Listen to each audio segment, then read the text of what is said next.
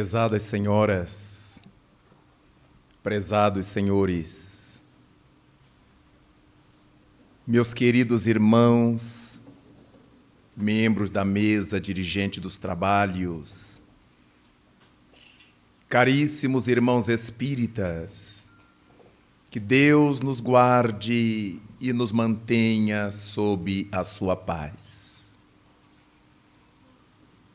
Sem contestação, cada vez que surge o mês de dezembro, uma emoção diferente nos alcança os pensamentos, as almas, a vida. Aqueles que nos acostumamos a pensar no Natal em dezembro, certamente que apesar de todas as lutas que encontramos pelos caminhos, passamos a vibrar em torno dessa data. Não nos importa que essa data seja postiça, que não seja realmente aquela que trouxe ao mundo o homem de Nazaré. Uma vez que sabemos que desde o distanciado século IV,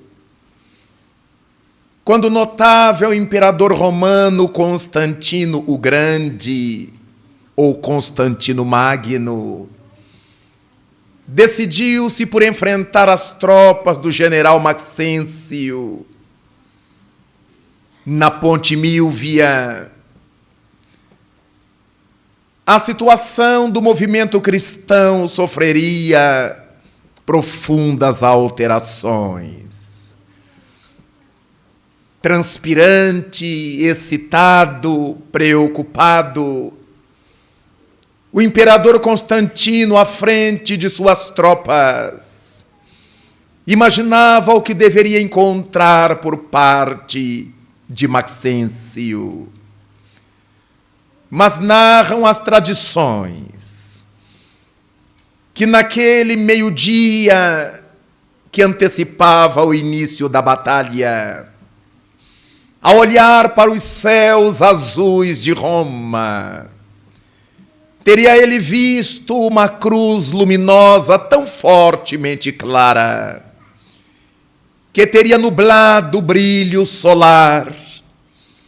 Mas o mais importante é que sob a base dessa cruz havia uma inscrição em latim: In nox signus vinces. Com este sinal vencerás. E Constantino se encheu de brios, aspirou profundamente o ar da tarde e demandou contra o seu adversário do momento, obtendo a vitória sobre o general Maxêncio, anexando a Roma tantas propriedades e tanto poder a mais.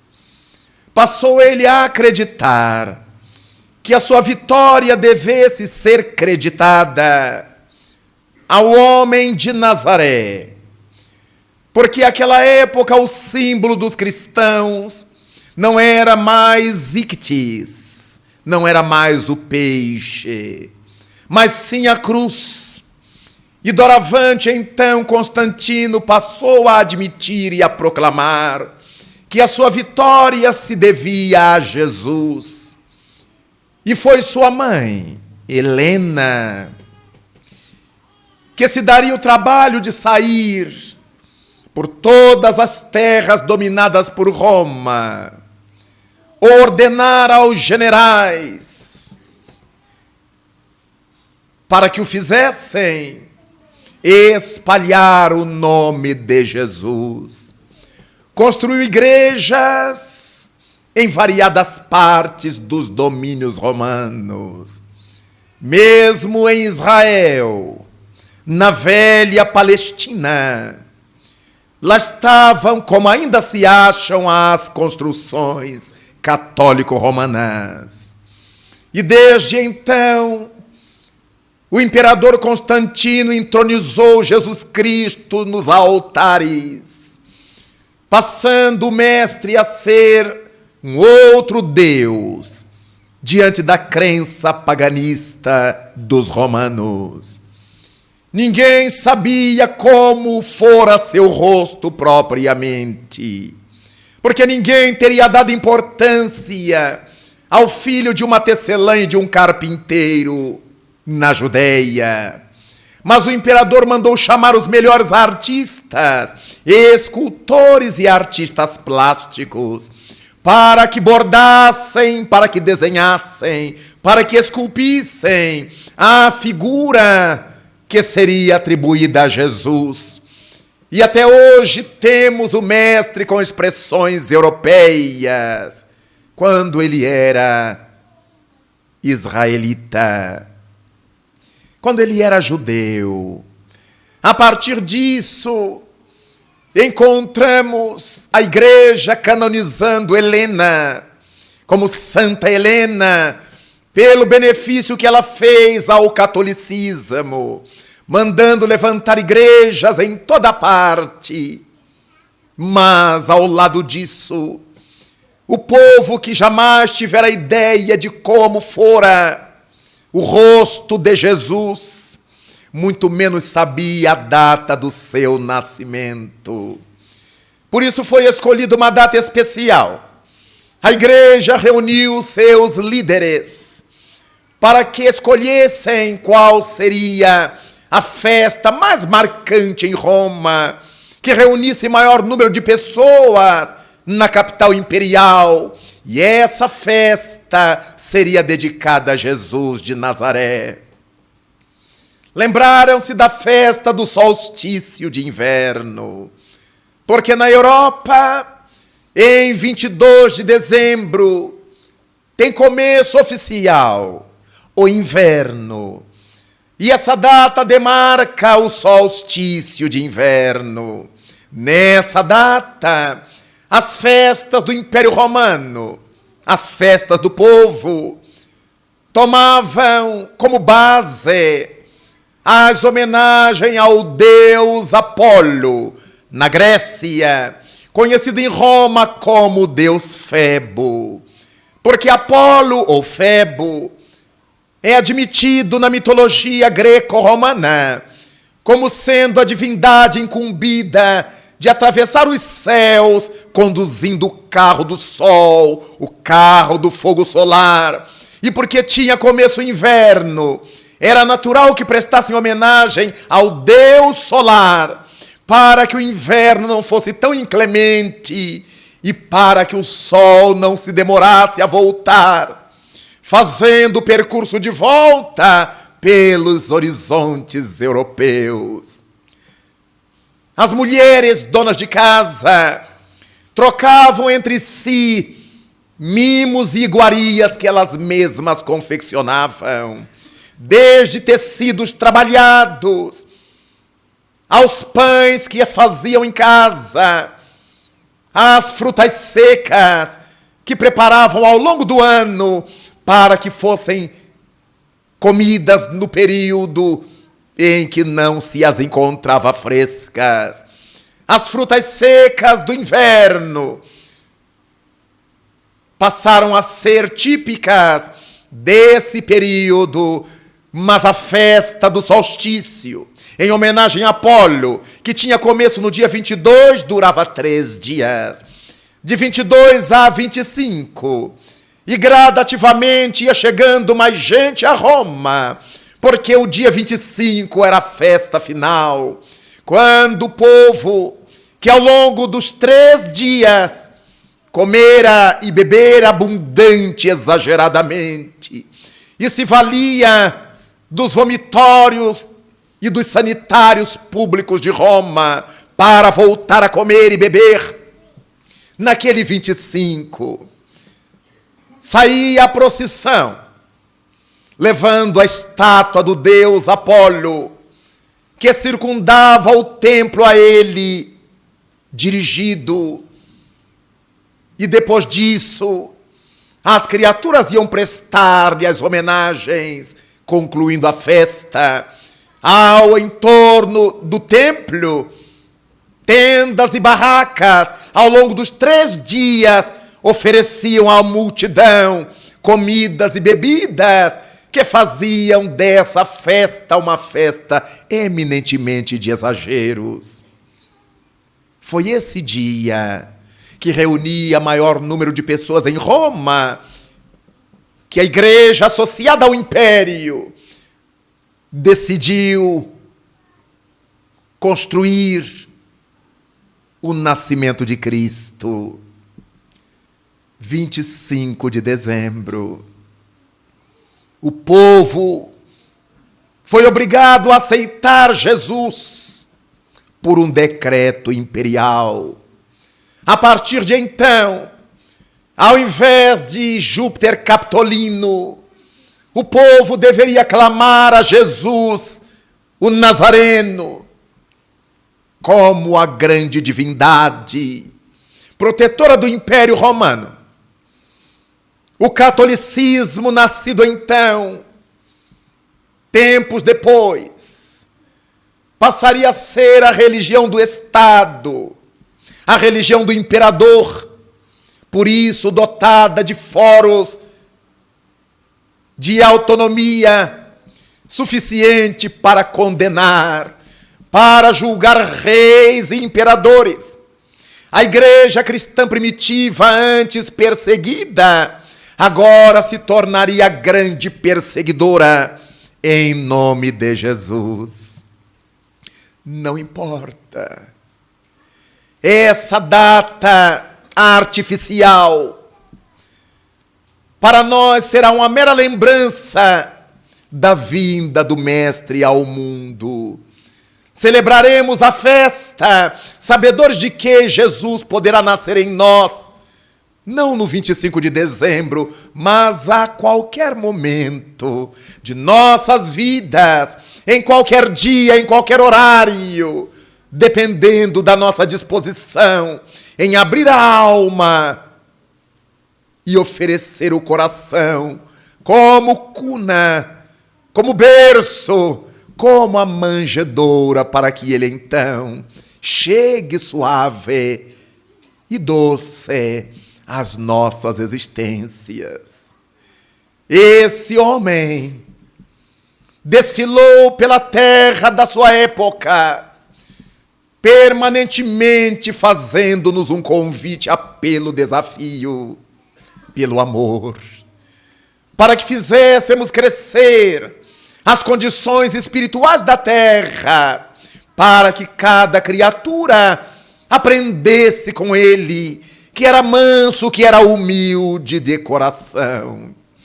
E na tentativa sempre, permanentemente, de nos levantar-nos o ânimo, levantar-nos o moral, disse-nos um dia: vós sois a luz do mundo.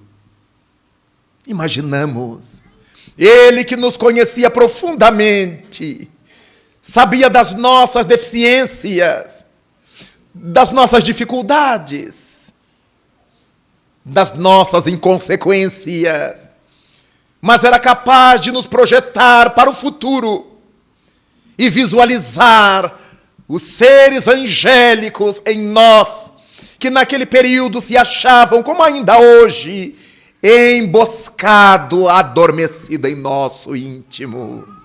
Vós sois a luz do mundo. Ninguém poderá ocultar uma cidade construída sobre a montanha. Quando se acende uma tocha, não é para ocultá-la debaixo do alqueire, mas para levantá-la bem alto, para que ela possa iluminar a todos que se encontrem na casa. Trabalhai para fazer brilhar a vossa luz diante dos homens, para que eles então, vendo as vossas boas obras, louvem o nosso Pai que está nos céus. Quando lemos essas notas no Evangelho de Mateus, no capítulo 5, nos versículos 14 a 16, sentimos o amor de Cristo dirigido a cada um de nós. Brilhe a vossa luz, dirá ele então, em outro momento, após nos haver dito que nós éramos a luz do mundo e que ninguém pode ocultar uma cidade construída sobre a montanha. A partir dessas alusões de Jesus Cristo, ficamos a imaginar o que ele desejava dizer-nos com isso. Vós sois a luz do mundo. Não foi a única vez que fez essa menção. Vale repetir a sua proposta para que fizéssemos brilhar a nossa própria luz. Mas quando Jesus nos disse isto, nos recordamos de que logo depois, Paulo de Tarso, ao escrever aos Efésios, também dirá no capítulo 5 dos cristãos de Éfeso: no passado, vós ereis trevas, agora, porém, sois luz. Andai como filhos da luz. É que geneticamente os filhos se assemelham aos seus pais. Os filhos têm os mesmos trejeitos dos pais, a fisionomia dos pais, na grande parte das vezes. Falam como seus pais, se movem como eles. E naturalmente, se somos nós filhos de Deus, da grande luz, do Pai Celeste, seria importante que, sendo lucigênitos, gerados pela luz ou nascidos da luz, nós possamos então caminhar pela terra como alguém que nasceu da luz. E quem nasce da luz não tem outra opção senão espalhar claridade por onde quer que se movimente. Mas quando nos lembramos de que Jesus Cristo afirmou sermos nós a luz do mundo, naturalmente não fez menção à lâmpada de filamento de Thomas Edison, não fez menção às candelas, às velas acesas, nem às tochas fumarentas de todos os tempos da história. A luz a que ele se reportava era essa claridade mental, essa lucidez que a alma vai conquistando na medida em que progride nos conhecimentos das leis de Deus.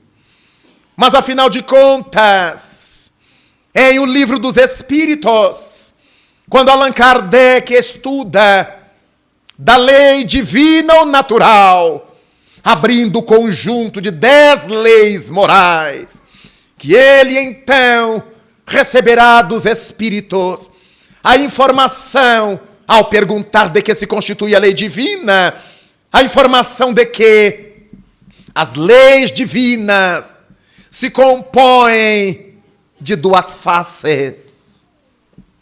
As leis que regulam o mundo físico e as leis que orientam a vida da alma.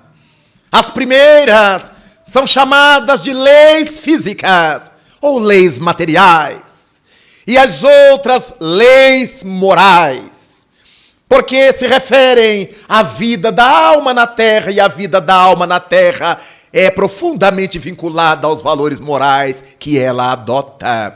A partir disso, passamos a compreender Por que é que Jesus Cristo asseverava que não se pode esconder uma cidade construída sobre a montanha? Quer dizer que na medida em que nós cresçamos, que nós evoluamos, será impossível que alguém não nos veja, que alguém não nos identifique, não identifique essa luz mental que cada qual de nós conduzirá. Mas quando pensamos nessa luz nossa, que em nós deverá brilhar, brilhe a vossa luz. Da mesma forma, não era qualquer luz fisicamente considerada, mas essa luz espiritualmente admitida, essa luz entendimento, essa luz profundidade, essa luz que vai nos ajudando nas relações uns com os outros, nas relações nós com o mundo. É luz entendimento, luz maturidade. O que fez Allan Kardec dizer mais tarde que para entender-se o espiritismo não era necessário diploma acadêmico, mas maturidade do senso moral. Maturidade do senso moral é luz na mente, é luz na alma. E quando pensamos nisso, como é importante verificar a dificuldade que temos para fazer brilhar a nossa luz. Dos dois lados. Tanto fazer brilhar a nossa luz no que diz respeito aos conhecimentos intelectuais, ainda que esses sejam mais fáceis, e fazer brilhar a nossa luz na vertente relativa às leis morais. E é por causa disso que vamos verificando como a criatura humana brilha na medida em que passa a conhecer as leis que regulam os mundos, as leis que regulam o planeta, a vida da matéria e essas coisas todas que foram colocadas à nossa disposição para nos ajudar em nosso crescimento. Quando nos damos conta hoje dos progressos que a tecnologia vem trazendo para o mundo, quando nos apercebemos das grandezas tecnológicas sem as quais hoje não imaginamos poder viver, não nos damos conta de que aqueles que nos trouxeram tais conhecimentos e empreendimentos estavam e estão agindo em prol da lei divina, ajudando a humanidade a brilhar. E cada qual dos pesquisadores, dos estudiosos, dos cientistas, fazendo brilhar a sua própria luz. Imaginamos no século XIX, o dia em que Graham Bell anunciou ao mundo americano que ele houvera inventado um aparelho que nos permitia falar com pessoas a longa distância. O telefone. Imaginemos a incredulidade do senso comum. Como é que alguém vai poder falar através de um fio com alguém que esteja distante? E hoje, quem é que se imagina viver sem o telefone? Usamo-lo para tudo e para nada. O telefone.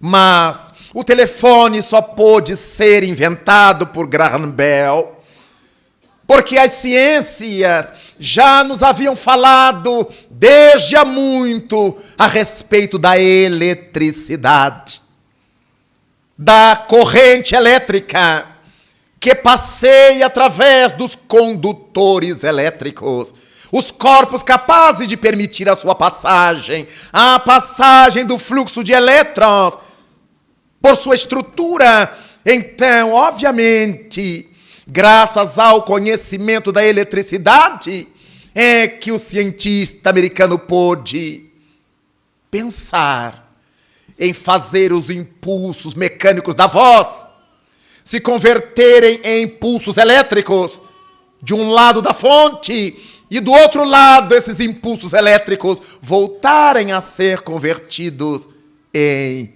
impulsos sonoros, em ondas mecânicas.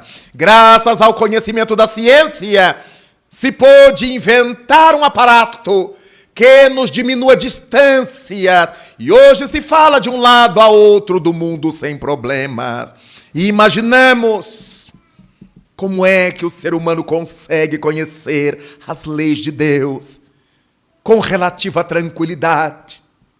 Quando nós entramos num supermercado para abastecer nossa despensa, pouca gente se dá conta de que o que vai comprar é uma obra genial da indústria alimentícia, apoiada na ciência química, na ciência biológica, porque nós compramos enlatados, empacotados,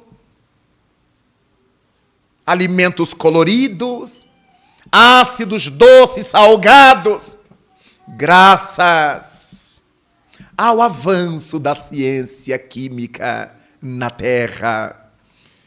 A partir disso, o indivíduo penetrou a matéria, descobriu que todo o corpo é formado por moléculas. E essas moléculas são compostas por átomos, que se combinam de determinadas maneiras. Descobriu-se na Terra as afinidades entre determinadas famílias de átomos, entre determinadas famílias de elementos, de substâncias. E essa inteligência humana, penetrando as leis de Deus que regulam o mundo da matéria, puderam então produzir alimentos à vontade.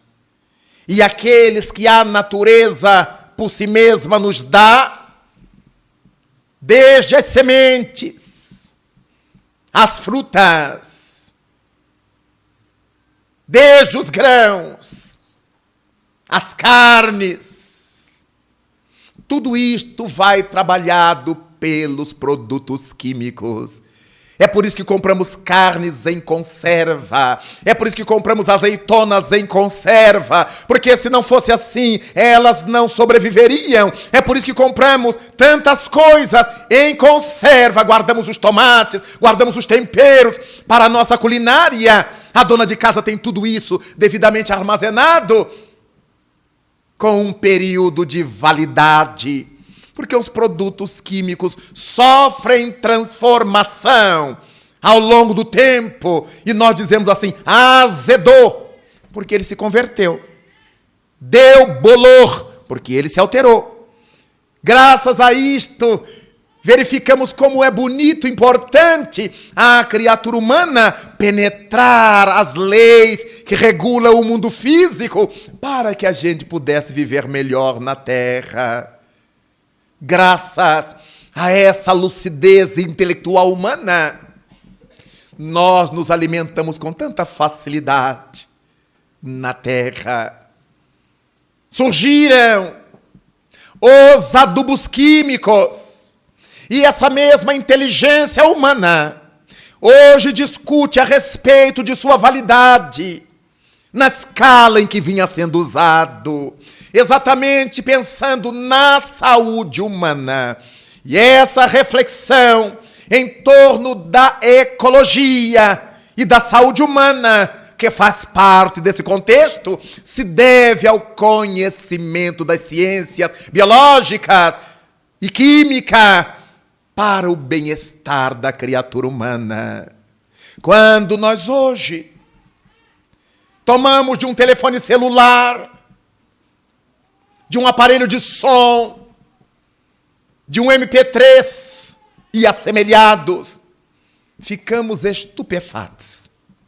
Como pode um pedaço de matéria, um pedaço de metal, guardar centenas de músicas, de mensagens, de textos?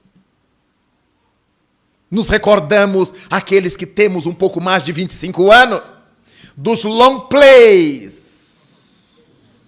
de vinil imensos, que hoje são obra de luxo e caros, que nós comprávamos 78 rotações por minuto. O LP. E hoje, quando falamos em LP para a moçada, eles ficam nos olhando, eles não sabem se é algum nome de doce, se é alguma marca de carro. LP é nos long plays. Dessa forma, hoje se fala MP3. Hoje se fala tanta coisa que há 30 anos eram desconhecidas. O indivíduo hoje toma de um pequeno computador que cabe no bolso, abre-o e acionando determinados botões, ele terá ali 1.000 livros eletronicamente registrados, 1.500 livros, 3.000 livros. Imaginemos uma pessoa que viajasse e quisesse carregar sua biblioteca de 1.000 livros. Tinha que alugar um navio, o porão de um avião, ou carregar muitas caixas. Hoje nós temos num book eletrônico, com o capricho de ver as páginas virar, com a luminância necessária para não nos ferir os olhos durante as horas de leitura. Hoje não se fala mais em válvulas, só válvula cardíaca. Hoje a garotada toda, desde que nasce, saiu da placenta, já pergunta à sua mãe pelos chips. Mesmo que seja a batata frita da Elma Chips. Mas a partir daí, tudo aquilo que era complexo, complicado, hoje se resume a chips.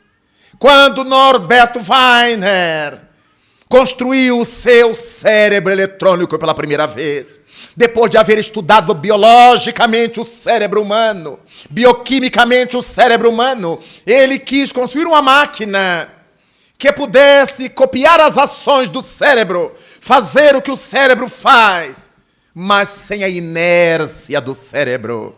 A inércia é esse tempo que levamos para, depois de entender uma ordem, executá-la. Quando pensamos em acender a luz, entre o pensar e apertar o interruptor, a criança já caiu da cama. Algum fenômeno já aconteceu, porque temos uma inércia. Quando vemos um fenômeno acontecer, o cérebro trabalha até que falemos, vai cair, já caiu. Temos uma inércia, as coisas não são instantâneas em nosso cérebro.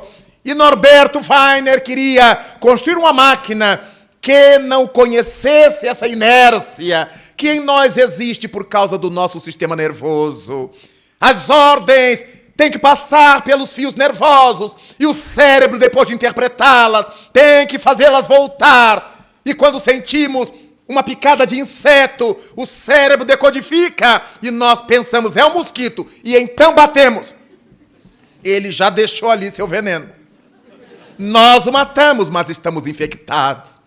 Então, Norberto Weiner construiu seu primeiro cérebro eletrônico usando 2 andares para distribuir válvulas e demais equipamentos que iam compor com os cabos aquela obra magistral, cérebro eletrônico.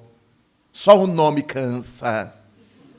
Hoje, nós andamos com os cérebros eletrônicos para aqui e para lá e chamamos de computadores, chamamos de laptop e que outro nome menor se queira dar. Computadores. A base de chips. Vejamos como a vida vai ficando mais simples para nós. É impossível hoje imaginarmos viver sem a luz elétrica, sem o telefone, sem o infeliz do celular. que a gente usa para o que presta e para o que não presta. Desaprendemos a parar para pensar, porque qualquer tempo de folga que a gente tem, a gente liga o celular para falar abobrinhas, mas a gente liga o celular. Porque ninguém consegue ficar a sós consigo mesmo durante muito tempo. Desaprendemos a arte de meditar. Qualquer espaço mental, a gente fala no celular. Mas o ser humano está penetrando pouco a pouco nesse conhecimento divino das leis que regulam a matéria. A partir daí, verificamos quanta luz humana está brilhando pelo mundo afora, quando percebemos os antibióticos descobertos quase por acaso pelo gênio de Alexander Fleming. Quando nos damos conta de que há alguns poucos anos, vamos dizer há um século e qualquer coisa a mais, 1,5 séculos, não se conheciam anestésicos. Se alguém precisasse sofrer uma cirurgia, o recurso era embriagá-los com álcool, com bebidas alcoólicas. Amarrava o bicho, porque alcoolizado também dói. Colocava-se uma substância de cortiça entre seus maxilares, para que se pudesse abrir seu crânio, abrir seu corpo, e o indivíduo desmaiava de dor. Fazer uma cirurgia era uma tragédia. Houve época em que não se conhecia a sutura de ferimentos nas guerras tão comuns no passado, como no presente. As criaturas levavam um balaço e não havia como fechar-se o furo. O recurso utilizado era o que já se conhecia. Colocava-se azeite quente, fervente, porque curar queimadura se sabia. Então o sujeito já tinha levado um tiro, agora também ficava queimado, para que se tratasse a queimadura e uma cicatriz horrorosa lhe restava depois. Hoje, ninguém faz nada sem anestesia. De colocar um brinco numa criança, anestesia. De colocar-se um piercing, anestesia.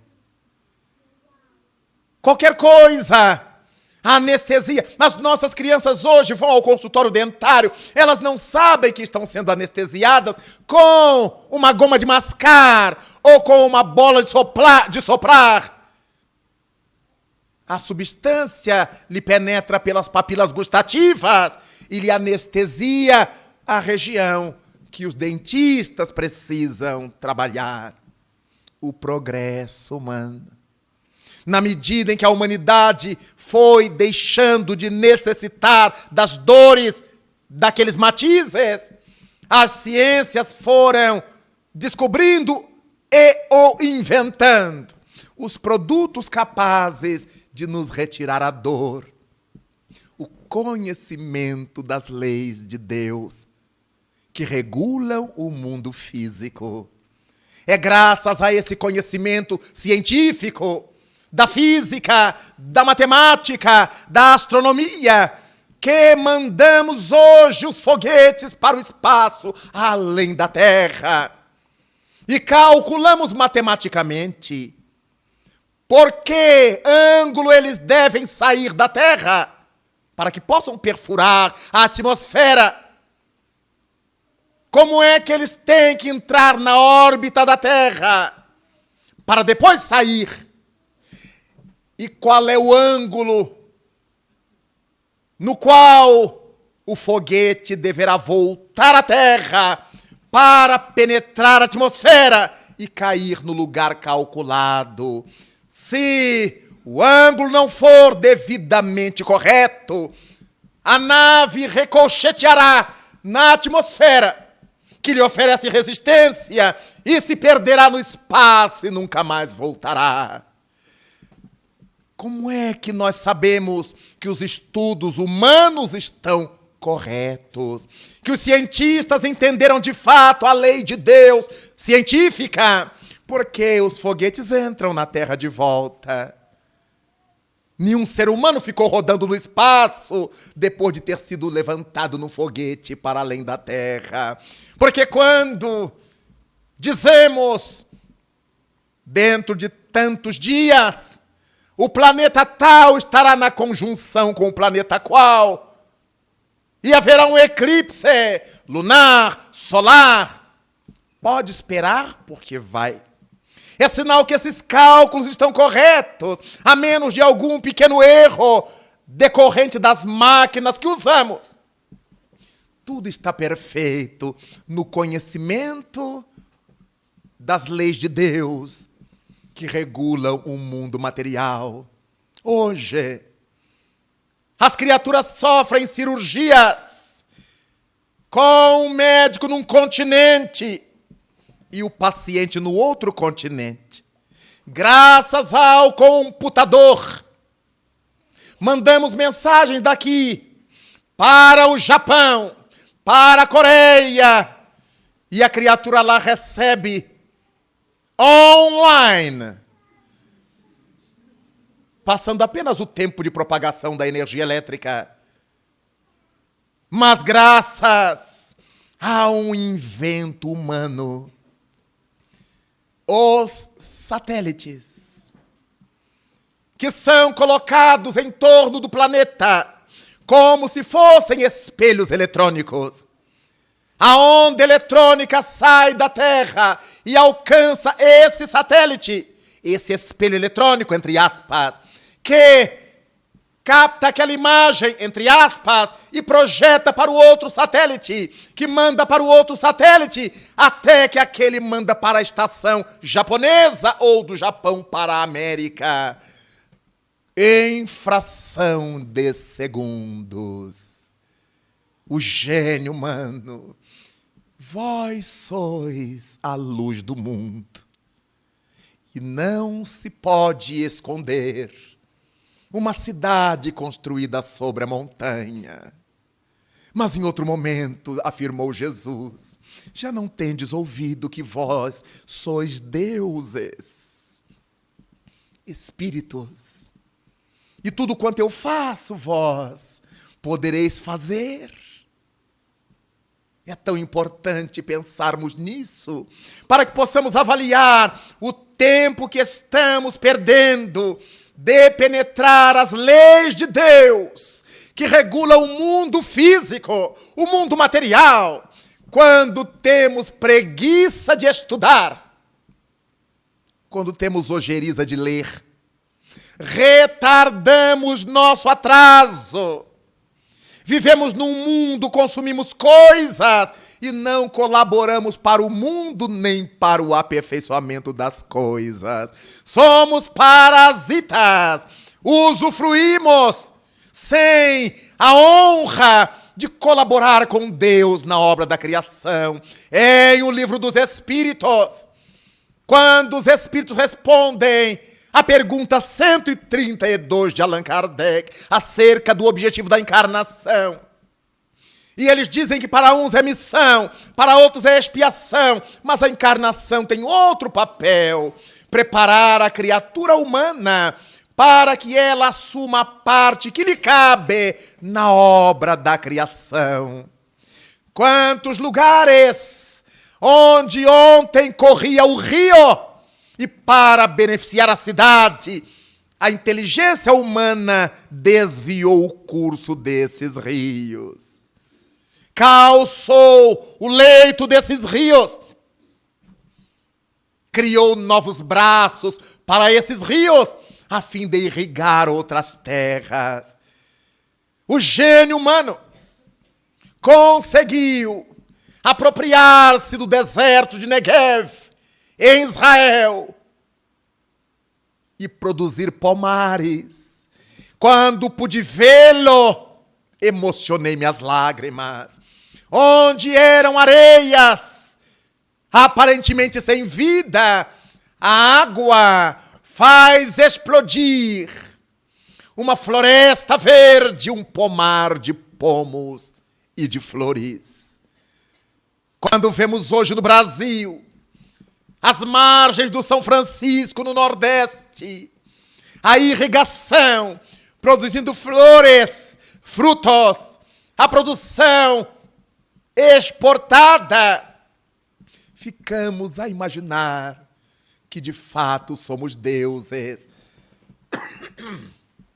O que é que nós não poderemos fazer quando nos antenarmos para a outra vertente das leis divinas?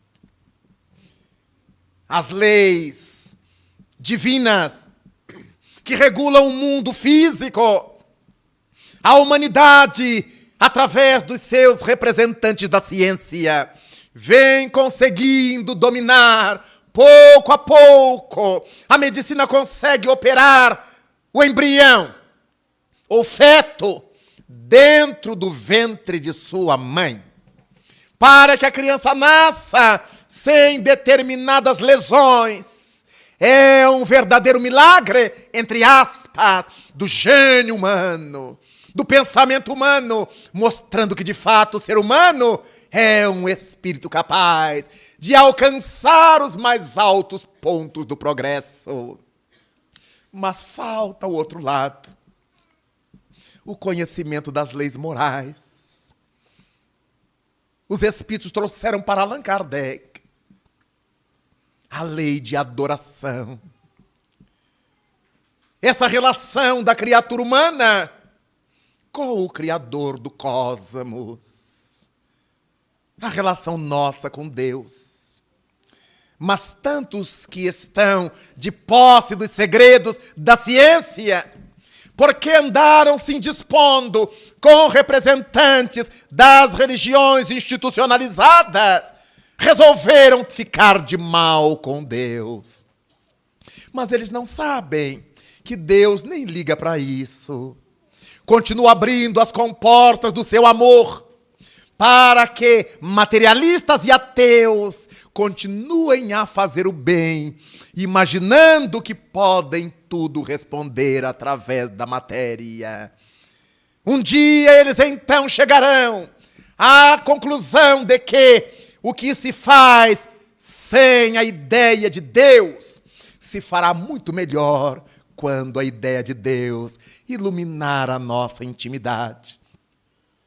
Encontramos criaturas capazes de inventar remédios, vacinas, alimentos e tudo mais, mas em estado de desespero também é capaz de se suicidar.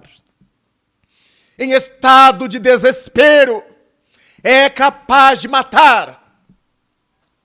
Em estado de angústia é capaz de mergulhar em depressões profundas que lhe aniquilam a vontade. Bastaria olhar para outra vertente, para que as leis que regulam o mundo físico fossem iluminadas pelas leis que regulam o mundo moral.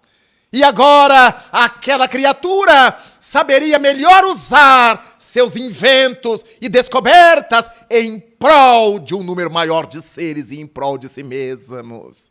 É desse modo que podemos compreender como é que o gênio humano, desde os tempos gregos de Leucipo e de Demócrito, admitiram que existe uma menor porção de matéria e os dois chamaram de átomo. Do grego, a partícula A, que quer dizer não, como em acéfalo, como em anestesia. E tomos, que quer dizer partes, como temos num livro tomo 1, tomo 2, tomo 3, tomo A, tomo B, tomo C. A parte do livro, as partes que o compõem. Então, átomos quer dizer o não partível, o que não se pode mais partir. Mas isso era no tempo de Leucipo de Demócrito, antes de Cristo. A partir do avanço da humanidade, os pensadores foram percebendo que o átomo não era propriamente aquilo que Leucipo e Demócrito admitiam. Descobriu-se o átomo do hidrogênio de número atômico 1. Há um próton, e em torno desse próton um elétron que gira. Logo, tem muita complexidade nisto. Um núcleo atômico, o núcleo do átomo, por si só, já diz que o átomo não é átomo. Até que Niels Bohr, na Dinamarca, criou um modelo para o átomo. Esse que nós conhecemos, que toda criança aprende na escola. Uma bolinha é o núcleo e aquela circulação pontilhada com outra bolinha menor representa o elétron que gira em torno. Mas de acordo com o elemento, seu átomo tem mais elétrons à sua volta. Logo, o átomo concebido por Leucipo e por Demócrito perdeu lugar. Mas por que a gente continua chamando de átomo o que não é átomo? Por tradição. Chamamos de átomo sabendo que ele não é átomo.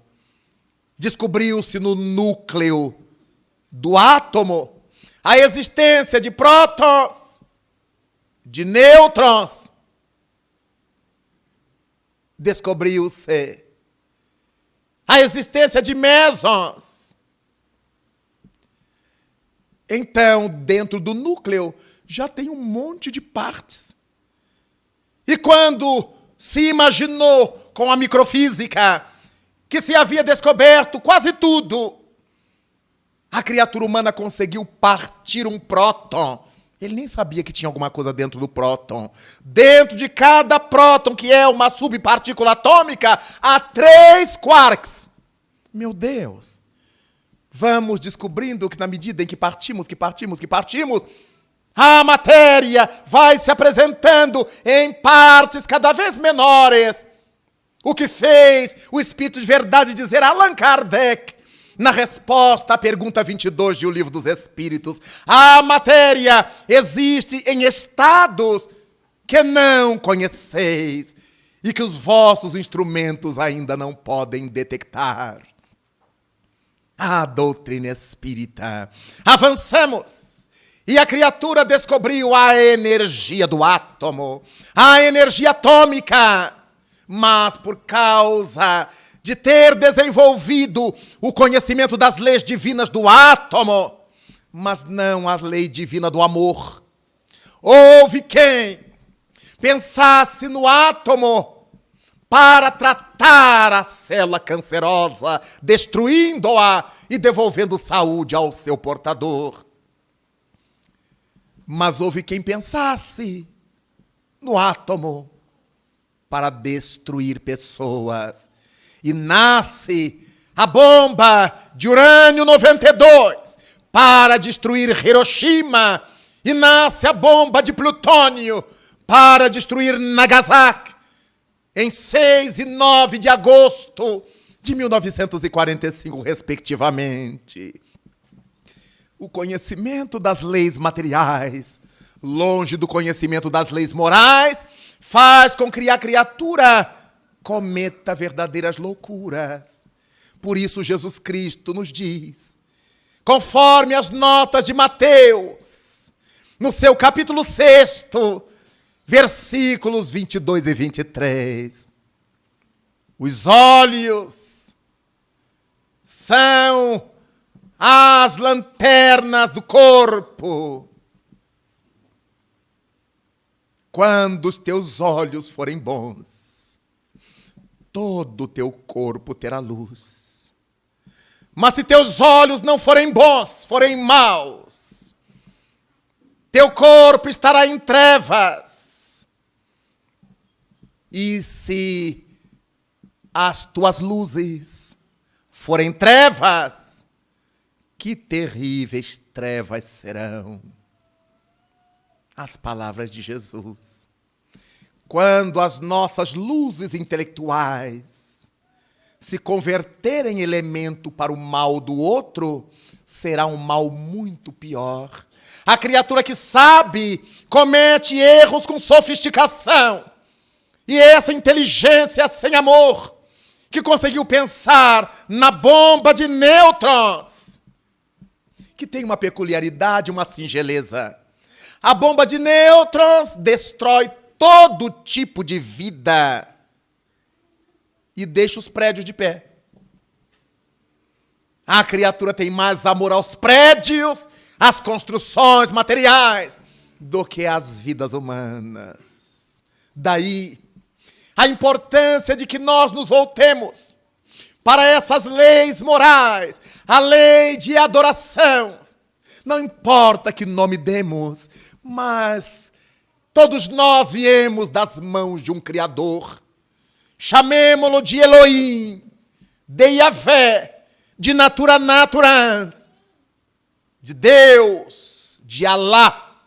Pouco importa. Importa é que viemos desse amor divino. E para esse amor divino nos estamos encaminhando, depois de iluminar a mente com a sabedoria dos tempos. Não importa, é necessário que aprendamos a lei de sociedade, para que saibamos conviver. É tão complicado conviver, porque nós achamos que todo mundo à nossa volta é chato. Mas porque todo mundo acha isso dos outros, nós também somos chatos para alguém. É tão comum os maridos reclamarem das mulheres. A minha mulher! Mas ele não sabe o que a sua mulher pensa dele. A minha mulher é gastadeira, mas ela diz, eu gasto que ele é Sovinas. Quando eu pego o cartão dele, eu queimo. Então, cada criatura carrega sua lesão moral, seu defeito moral, sua tormenta. É por isso que fomos colocados pela divindade nesse caldeirão terrestre. Porque depois dos surtos de orgulho e vaidade, a dor, as bofetadas da vida vão nos fazendo dobrar a cerviz. Como lembrou Jesus. Ah, Jerusalém, Jerusalém, tu que matas os profetas e que apedrejas aqueles que te são enviados. Eis que a tua casa ficará deserta até o dia em que possais dizer: bem-aventurados todo que vem em nome do Senhor, até o dia da mansidão, da suavidade, que sem qualquer dúvida todos nós alcançaremos. Por enquanto ainda não. Na vida social, olhamos para a fisionomia de alguém e dizemos assim, esse é trouxa. E arranjamos um jeito de tirar partido dele, de explorá-lo. E há pessoas que acham que os espíritas somos todos tolos. Recebi uma carta, faz algum tempo, de uma cidade que eu visitava, em que o indivíduo diz assim, eu ouvi com muita atenção a sua conferência sobre a caridade e tenho certeza que o senhor não vai se desmentir. Por isso eu preciso que o senhor arranje aí com seus irmãos 6.000 reais para eu montar a minha oficina. Eu digo, coitadinho, se eu arranjar 6.000 reais é para minhas crianças. Eu faço uma caridade bem maior do que montar a oficina para um homem adulto que sabe ele próprio pedir. Mas a criatura imagina que nós, os espíritas, temos que ser tongos, débeis mentais. Mas há espíritas que são. Completamente. A pessoa chega perto e diz assim, eu estou vendo o espírito perto de você. Ai, é verdade. Parece que nunca ouviu falar em espíritos e que nós estamos cercados por eles. Aí se chegar um outro espertalhão e disser assim, você é médium, e aí a gente não come mais, não dorme mais, anda de salto, não me toque porque eu sou médium. E tem aqueles que são médiuns, mas não conhecem as leis de Deus do mundo físico, nem as do mundo moral, e dizem, eu sou média. E aí pode ser que seja mesmo. Encontramos a necessidade de nos vincular às leis que regulam o mundo moral, a lei de destruição. Por que a gente tem que destruir o que não precisa ser destruído? O Livro dos Espíritos nos encaminha muito bem nisto. É por isso que estamos vivendo hoje esse drama ecológico no mundo inteiro. É por isso que o mundo inteiro hoje quer salvar a floresta amazônica, porque é a única que resta.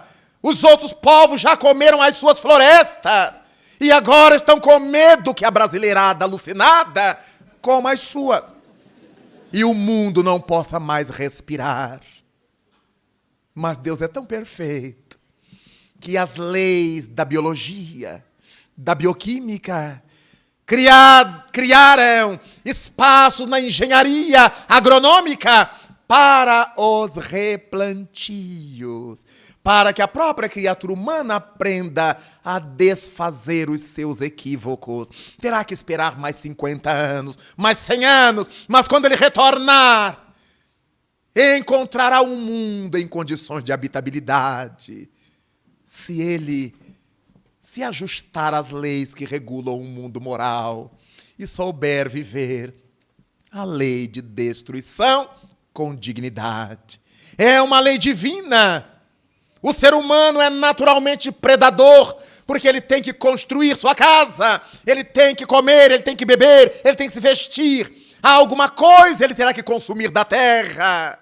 Mas quando nós começamos a exagerar na dose, cometemos equívocos. Aí encontramos pessoas que matam os animais para fazer uma roupa de couro. Mas nós temos algodão, nós temos cânhamo, nós temos linho, nós temos seda. Por que temos que matar os bichos para fazer a nossa roupa? Mas há aqueles que matam para ter uma cabeça de alce na parede como troféu, uma cabeça de leão como troféu. E o Livro dos Espíritos nos fala da destruição necessária e da destruição abusiva. Está tudo escrito, está tudo ensinado, mas nós precisamos olhar para essa lei moral e tirar aquilo que nos comporta, entender e viver. Lei de sociedade, lei de destruição, lei do trabalho.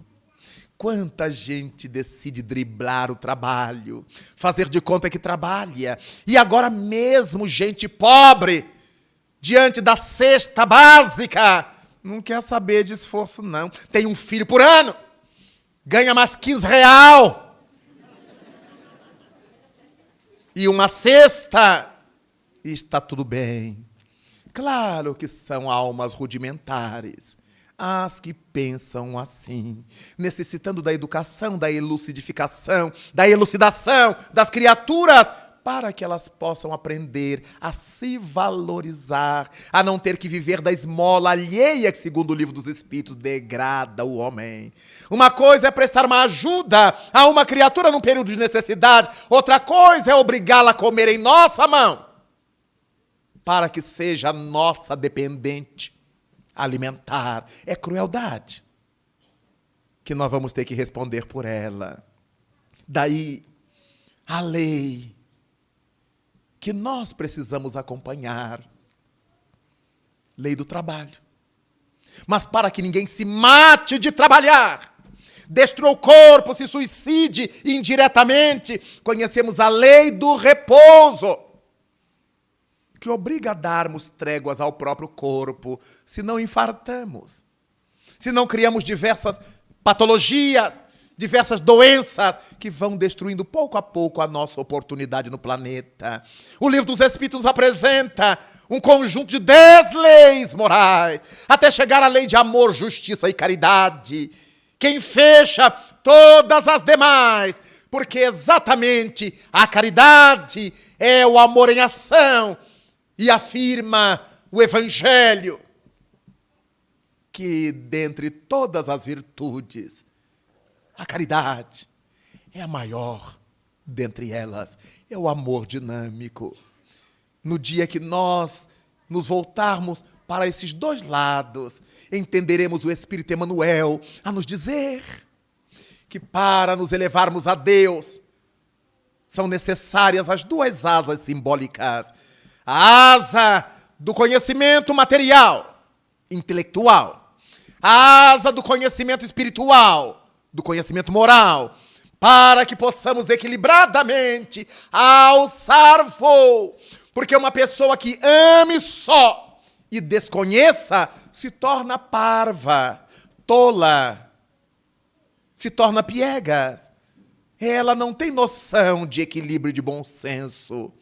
Por isso se perde. Quantos pais que juram amar os seus filhos e não os educam? Dão tudo o que eles querem, fazem-lhes todas as vontades, e quando descobrem, eles estão na droga, na prostituição, na loucura, no crime ou no suicídio. Porque diziam amar, mas não entendiam a missão dos pais e mães na terra. Quando pensamos nisto, vemos como é possível fazer brilhar a nossa luz. Como propôs Jesus ao dizer-nos: brilhe a vossa luz, porque vós sois a luz do mundo. A partir daí, nos recordamos do homem de Nazaré, neste Natal, permitindo que ele renasça em nossa intimidade, em variados momentos de nossa existência, vibrando na pauta de dezembro ou de qualquer outro período do ano, sabedores de que somos a luz do mundo.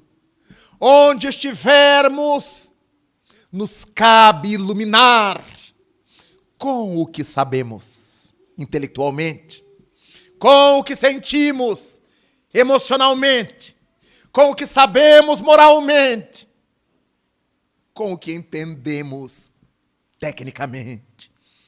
Temos essa possibilidade de elevarmos bem alto o nome do Senhor, na medida em que fazemos o bem com o que temos e com o que somos. Não importa que seja pouco, mas que façamos o bem. Essa é a lei. Por isso nos disse Jesus que quem não consegue ser fiel nas mínimas coisas, jamais conseguirá ser fiel nas coisas maiores. Comecemos hoje, para ensinar nossos filhos a ecologia, que hoje está sendo discutida na velha Europa. Ensinemos nossa criança a cuidar da planta do jardim, a retirar as ervas daninhas, a molhá-las, a podá-las, a não arrancar seus frutos verdes. Ensinemos a nossa criança a cuidar dos bichanos, dos animais, a não pegar o gato pela cauda e rodar contra a parede, nem amarrar bombinha na cauda do cão, que os adultos acham tão engraçado, criando o antiecologista de amanhã. Meu filho, isso não se faz. Você gostaria que a mamãe amarrasse na sua canela uma bombinha dessa?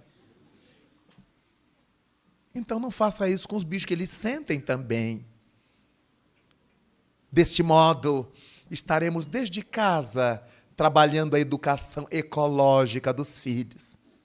Meu filho, não joga lixo aí, recolha, bota lá na lixeira. Ajuda a mamãe, pega ali, põe na lixeira. Porque hoje encontramos pelas cidades as criaturas que ascendem economicamente, que ascendem em poder de dinheiro, mas não têm educação. Elas não conhecem as leis morais. Então nós vemos os carros importados pelas estradas, atirando pelas janelas, as pets, as latas, os resíduos de comida, porque são criaturas imundas, embora tenham dinheiro. Caminhava, em dada ocasião, pelo aeroporto Charles de Gaulle, em Paris, me dirigindo para fazer uma conexão. E como eu saí rápido da sala de desembarque para seguir a outra sala, à minha frente iam alguns rapazes e um deles se destacava entre o pequeno grupo e eu. Loiro, de olhos azuis, com a sua mochila às costas, cabelos largos. E dali a pouco, eu escutei que ele limpou a garganta. Eu digo, o que faz? O aeroporto todo de mármore e ele não conversou. Largou uma cusparada na parede de mármore. Eu disse, ai, Jesus, o senhor me segura que eu vou baixar o tupiniquim. Eu não posso ver uma coisa dessa sem falar alguma coisa. Aí apressei o passo, como estávamos em Paris. Imaginei que ele fosse francês, e o era. E falei com ele no meu francês arrastado. E digo, meu irmão, s'il vous plaît, olha lá. E ele ficou vermelho. Ele fez num automatismo que a deseducação impõe. E pediu desculpas, e voltou. E o escarro dele escorria pela parede. Ele abriu a mochila, tirou uma camisa amarrotada e limpou aquilo. Eu falei, então, merci beaucoup. E ele foi com aquele sorriso amarelo. Eu digo, mas não é possível, tudo limpo, brilhando. E ele não teve nenhum sentido estético. Era um pobre coitado que não assimilou a educação, caso a tenha recebido. Há muitas vezes pais e mães que procuram trabalhar a educação dos filhos, mas eles são espíritos brutais. Estão na terra nas suas primeiras experiências terrestres. Embora o corpo bonito que a evolução biológica do mundo já lhes permite ter, mas são ainda almas brutas. Eu não consegui ver aquele escarro escorrendo pela parede de mármore, imaginando que um cidadão ou uma cidadã, dali a pouco, teria que ser chamado para limpar o que um rapaz inconsequente acabava de fazer. É tão interessante verificar o mundo em que a gente está. Muita gente diz assim, eu não vou falar nada, que nem meu parente, nem meu filho, nada disso. E aí todo mundo se clausura no seu orgulho, que a gente tem medo de receber uma má resposta. Mas se a gente receber uma má resposta, terá deixado uma boa mensagem, que a pessoa nunca mais esquecerá. Vós sois a luz do mundo. Os olhos são os archotes do corpo. Quando os teus olhos forem bons, todo o teu corpo terá luz. Mas se os teus olhos forem maus, terás trevas no corpo. E toda treva que produzas será uma triste treva. Aprendemos com Jesus que quando nós sabemos, somos mais responsáveis. Temos o conhecimento do que nos prega o doce evangelho do reino, o lúcido evangelho do reino, o firme evangelho do reino, para que possamos viver uma vida inteira de dignidade. O Espírito André Luiz escreveu isto pelas mãos da mediunidade. Uma semana de conhecimento evangélico à luz do Espiritismo é o suficiente para toda uma vida de dignidade, no seu livro Agenda Cristã. A partir daí, quantas semanas nós já temos de interpretação evangélica à luz do Espiritismo? O Espírito Emmanuel, no pequeno livro Opinião Espírita, escreveu que se em 3 anos de Espiritismo não sentirmos que melhoramos em algum ponto, é porque estacionamos nesta encarnação. 25 de dezembro. O mundo se dobra para homenagear o celeste nascituro. É natural pensarmos que aqueles que não conhecem a Jesus continuam se reunindo como os velhos romanos para homenagear seus deuses pagãos, o dinheiro, o poder econômico, o poder político, o poder mundano.